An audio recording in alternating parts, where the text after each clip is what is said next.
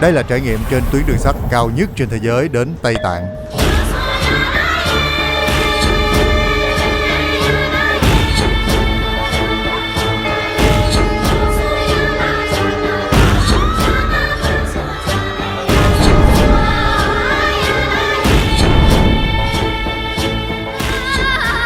Đây là một vùng đất vô cùng hoang vu và biệt lập. Mọi chuyện đã dần thay đổi khi Đại Lục và Tây Tạng kết nối nhau bằng tuyến đường sắt cao nhất thế giới.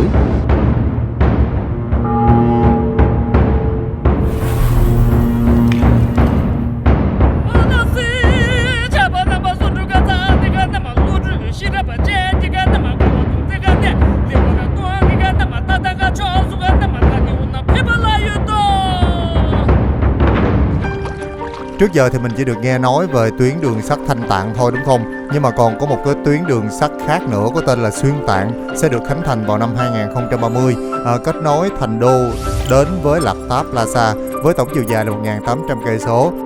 Đây là tuyến tàu cao tốc 160 cây số một giờ. Và tới lúc đó thì chỉ mất có nửa ngày là chúng ta sẽ đến được Tây Tạng thay vì mất tới 2 ngày đường như là hiện nay. Và một phần của tuyến đường sắt này đã được đưa vào khai thác và là tuyến tàu cao tốc đầu tiên của Tây Tạng, nối thủ phủ Lhasa tới thành phố Nyingchi. Tuyến này dài 435 cây số. Chỉ riêng tuyến tàu này thôi đã mất 6 năm xây dựng vì cả đoạn tàu này đều nằm trên độ cao là 3.000 m trở lên. Được biết thì tới năm 2030 khi mà tàu cao tốc Xuyên Tạng này được vận hành thì sẽ là một cái kỳ tích đó. Trung Quốc xem đây là một cái tuyến đường khó xây dựng nhất trong lịch sử hạ tầng của mình. Khu vực này toàn là núi cao không, địa hình cực kỳ phức tạp, động đất thì thường xuyên xảy ra, thời tiết rất là khắc nghiệt, lạnh và thiếu dưỡng khí. Và cách nào mà vừa xây dựng mà cũng như là bảo vệ được cái môi trường sinh thái động vật quý hiếm của khu này cũng là một thử thách cực lớn. Tổng vốn đầu tư của công trình này là 319 tỷ nhân dân tệ, gần 50 tỷ đô, hoành tráng hơn cả đập Tam Hiệp. Và đây sẽ là tuyến đường ray thứ hai kết nối Đại Lục với Tây Tạng. Và sứ mệnh của những đường ray này đều là tăng cường kiểm soát đối với khu tự trị, mang lại cái sự phồn vinh và phát triển cho Tây Tạng và thúc đẩy tình đoàn kết dân tộc như là Bắc Kinh đã chia sẻ. Trước đây thì các giới chuyên gia phương Tây từng nhận định để hoàn thành cái tuyến tàu cực khó và phức tạp này thì Trung Quốc cần đến một thế kỷ. Nhưng mà nay thì Trung Quốc đang chạy đua để mà có thể hoàn thành dự án này trong vòng 10 năm. Vì thật ra thì dự án đường sắt nối Tứ Xuyên và Tây Tạng đã được thai nghén từ thời của Tôn Trung Sơn rồi.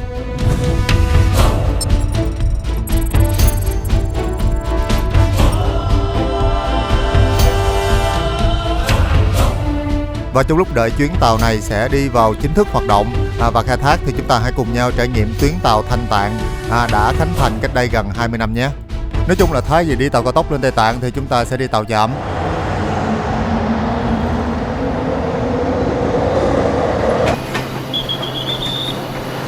Sang车了，万里村。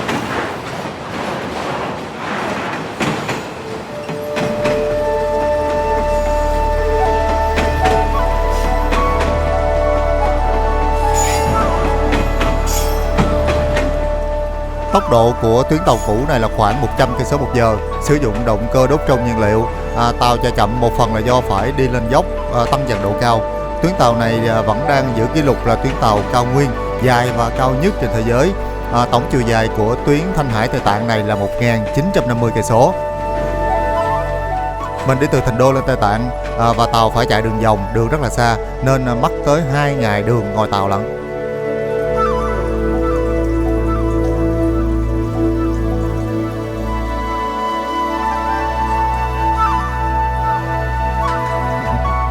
Xin chào mọi người, bây giờ thì Phan Hữu Ca đang bắt đầu hành trình trên chuyến tàu Thanh Tạng, có thể nói là cao nhất trên thế giới. Bây giờ là gần nửa đêm rồi, 11 giờ đêm và mình sẽ đi chuyến tàu dài nhất.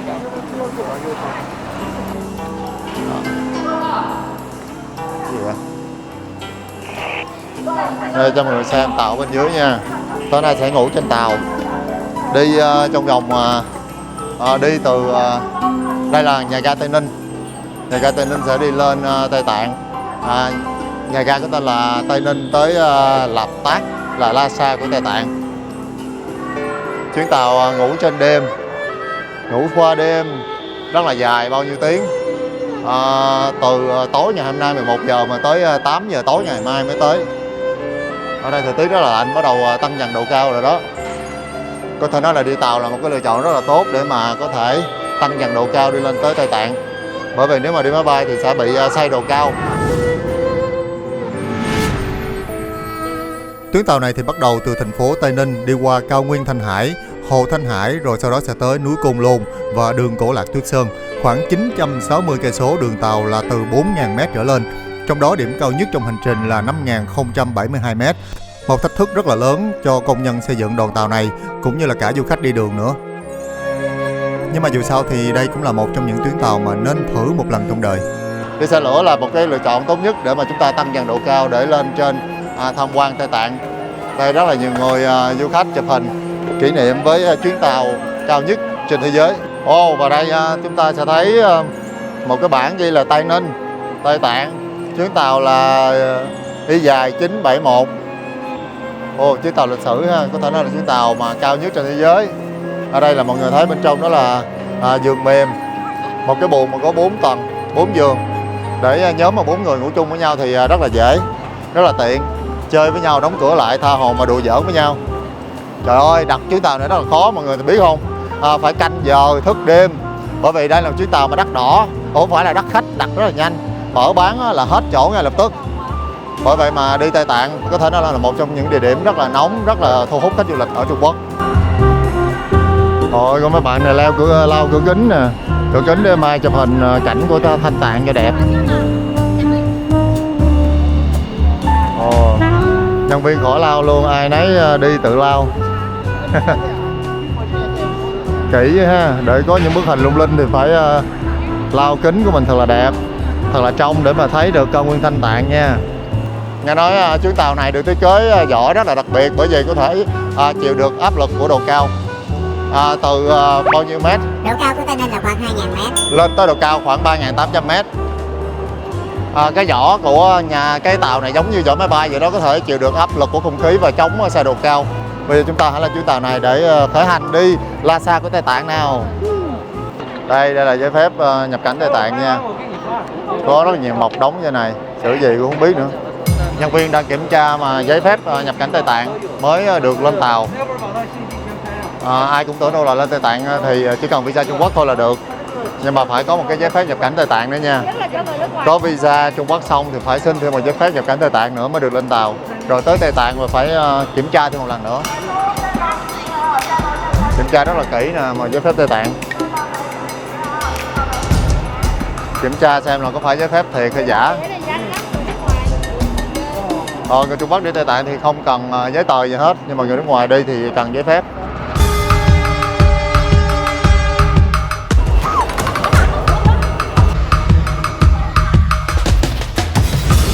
Mình phải in nữa hả? Ta nhìn ta biết tên kìa. 你们这班子上7个人，你们这进港团8个人，为啥？他少一个，再有没？ Rồi, có giấy phép rồi, lên tàu thôi, kiểm tra thông tin xong rồi đó. Tối nay sẽ ngủ trên tàu nha, hành trình rất là dài. Hành lý là phải để trên ngăn trên này nè. Từ đó có ngăn chuyền hành lý lên.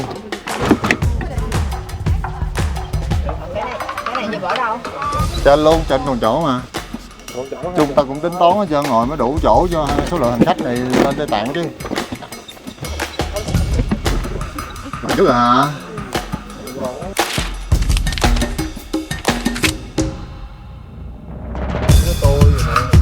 现在就停啊！ Chịu được sức khỏe cho 3.000 mét rồi nè.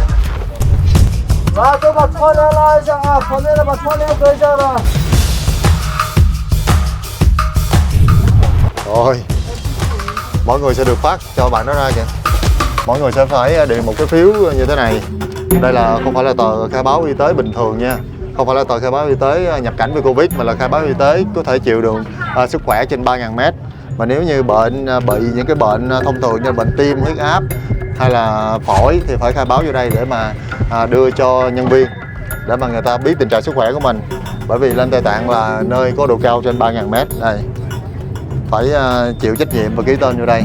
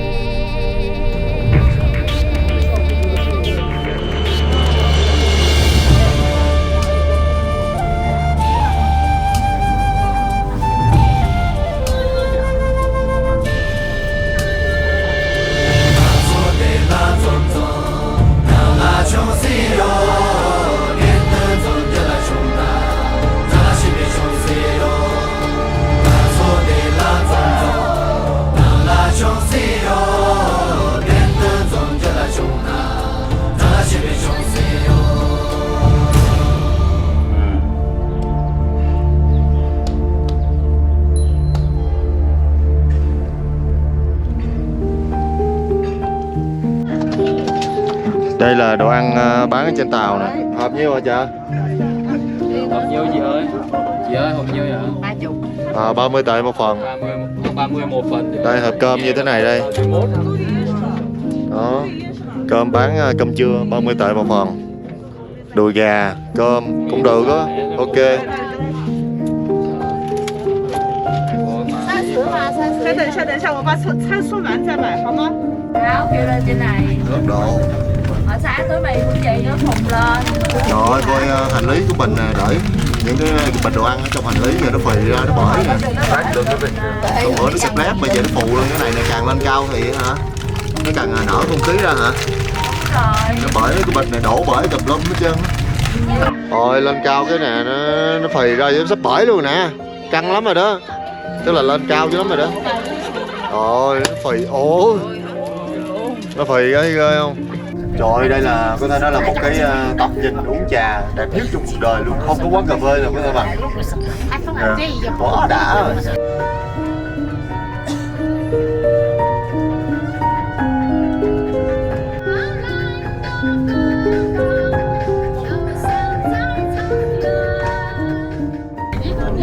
Bao la thênh thang bát ngát. Trà rất là tuyệt, rất là thơm, trong tiếng nhạc sập sình êm dịu. Chào mừng đến với cao nguyên Thanh Tạng. Quá đẹp ơi. 改签后，新票价高于原票价时，票价差额， Mênh mông luôn á trời. 票价低于原。 Đây là máy tạo oxy nè. Máy tạo oxy ở trên chiếc tàu này. Bây giờ thì sau khi qua khỏi cao nguyên Thanh Tạng thì mình đã chính thức bước vào lãnh địa, lãnh thổ của Tây Tạng. Rồi ở đây nhìn cảnh rất là đẹp, rất là hùng vĩ, đồi núi thì mênh mông, núi tuyết, rồi rất là nhiều động vật hoang dã ở trên những cái thảo nguyên. Còn ở đây mọi người thấy này là gì không? Giống như mình đi máy bay á, khi mà áp suất tăng hay là không khí giảm thì sẽ có một cái đồ thở tự động nhả xuống cho mình thở. Còn ở đây thì ở đây sẽ có phun ra oxy để mình có thể hít thở không khí. Còn cái nút này là để tắt nhạc, khi mà ồn quá thì có thể tắt mở. Ở đây họ mở nhạc đồ rất là nhẹ nhàng cho mình ngắm cảnh. Nhìn cảnh ở cao nguyên Thanh Tạng rất là tuyệt vời. Thảo nguyên mênh mông xanh rợn luôn, núi tuyết thì trắng bệt.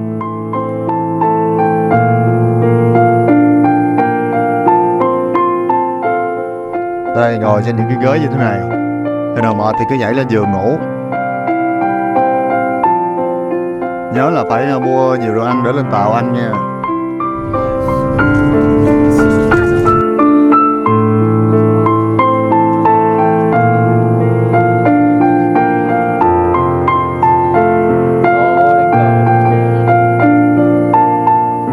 Nồi lẩu tự sôi cái gì? Nồi cơm tự sôi của Trung Quốc.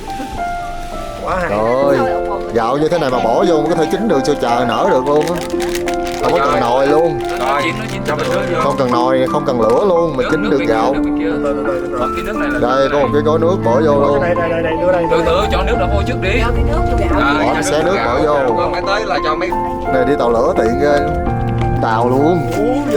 bài vừa ăn bài mà vừa ăn nấu. Bài vừa ăn nấu lẩu hay rau mà. Rồi có củ sen nữa. Củ sen rong biển. Khoai tây với bắp. khoai tây với bắp. Ôi đồ tươi luôn á trời, hay ha. Ui nước Hà Dì Lào, nước lẩu Tứ Xuyên, đổ nước lẩu Tứ Xuyên cho nữa. Ồ quá tiện dụng, quả trời ớt luôn, lẩu Tứ Xuyên nè, ớt với hồ tiêu, là giống như túi than vậy đó, bỏ vô rồi sau đó chế nước lạnh vô, chỉ được chế nước lạnh thôi, sôi một lên luôn nè. Cái này là sản xuất bằng gì hay quá ha. Kệ sôi lên nè. Chưa có tác dụng trời. Nước nóng có. Từ từ nó mới lên, từ từ để cho thấy nó sôi cái coi. Rồi Hùng để vô đi không? Để nó phình. Nó phình kìa đó. Ủa nó sôi lên kìa. Rồi vô. Ủa sao hay vậy trời. Rồi cái nắp đâu. Ồ Hà Dì Lào. Chắc phải thêm nước ở dưới cái lẩu. Cơm nở rồi. Không nước còn sao đâu. Mì đã chín luôn. Nước mà mình làm dưới. Ủa 150.000 một hộp. Mà này lẩu chai nha. Lẩu hay quá.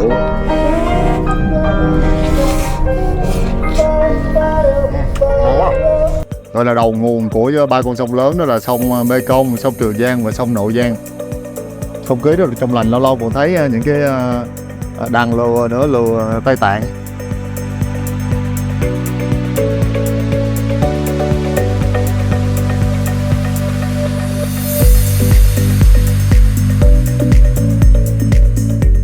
Mấy con lùa hoang Tây Tạng nhiều lắm nha, ăn cỏ từ độ cao 2.400m mà lên tới độ cao là 3.500m, giật ngược lên.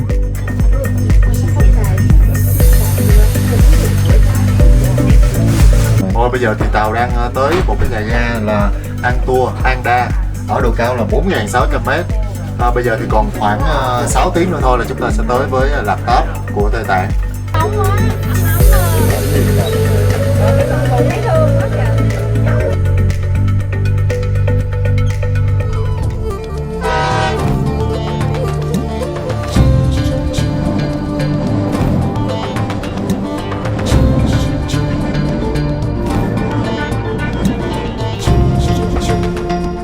Ôi nhìn những cái chấm đen ngoài kia mọi người biết là gì không? Toàn là mấy con bò giáp không á.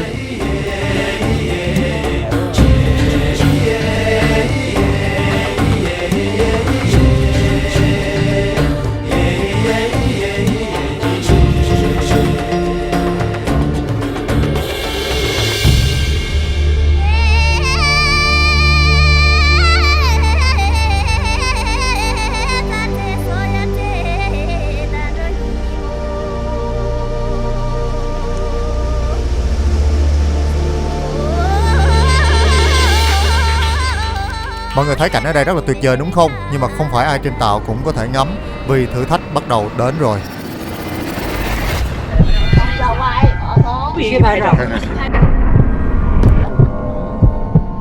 Sao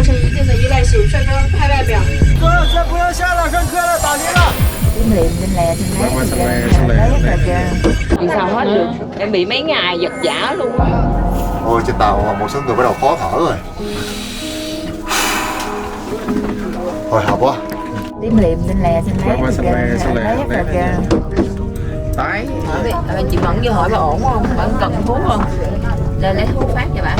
uống không bệnh bà đã có gì chị chịu trách nhiệm nữa. Tưới chảy cho tưới cho trẻ. Trời ơi, say mấy người say độ cao dữ. Rồi từ từ nó mới thích nghi được.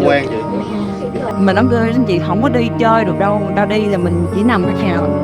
Trở lên độ cao bao giờ chưa?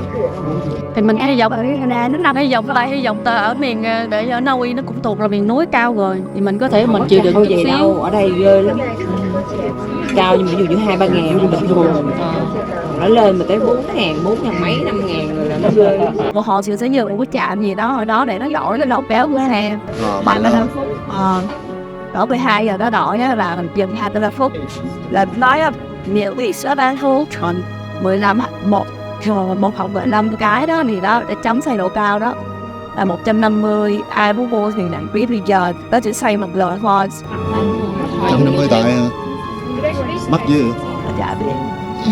看一下这一整个的话里面有这样的15包或者是1包，那里已经到15包，你可以看一下。适用人权高原活动迅速进入3000米以上，有任何的头痛、失眠、食欲减轻、疲倦或者呼吸困难等等都是可以的，有效缓解高原反应，提高身体适应。反而立刻好还是怎么好？没有是好点那种东西的。Này gì vậy? Thuốc tiêu chảy hả? Để trang bột hả? Uống sữa quá. Đổ gói vậy đó, ngày uống gói. À, 150 tệ. Cái hộp này ở trên tàu ta bán nè. Hộp size độ cao uống này vô là ra khỏi không gian được luôn. Không sao hết trơn. Quá hay ha. Đi tới những cái nơi mà thiếu độ cao, thiếu oxy, thiếu nước gì đó. Một bịch như hộp như vậy là 150 tệ nha. Nếu mà ai không chuẩn bị thuốc trước thì lên đây lên tàu cho có thể mua được. 150 tệ thì sẽ tiền Việt coi, 600.000 tiền Việt. Uống vô là thấy tỉnh táo luôn. Bây giờ bắt đầu lên cao, bắt đầu thấy say sẩm rồi đó, uống vô. Để ăn bên thôi nè. Ai gấp cả, ai gấp đồ gì lên. Cảm ơn gạo thì dở dã man không vậy? Dở khó gấp á. Gạo quá dở, gạo không có một gạo. Giống như sống á ha. Nở nhưng mà ăn nó sực sao Dạo món tàu lao. Như trực nó sống nhau á. Sao mà nó nhả mà nó vẫn sống nè. Vậy là gạo này giống gạo hồi xưa mình ăn rồi đó.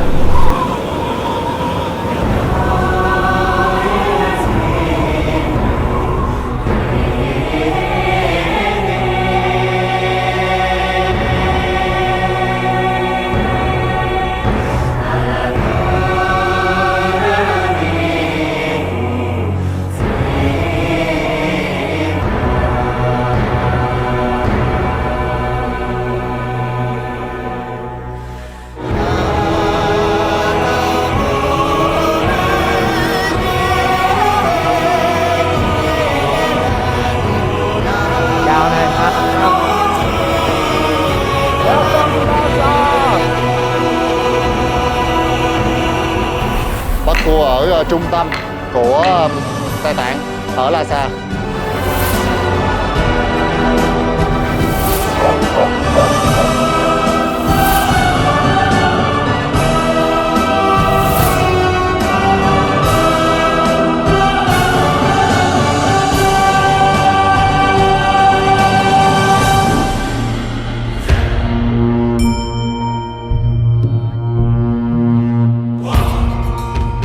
Cảm ơn cô chú anh chị và các bạn đã dành thời gian theo dõi. Hẹn gặp lại phần sau.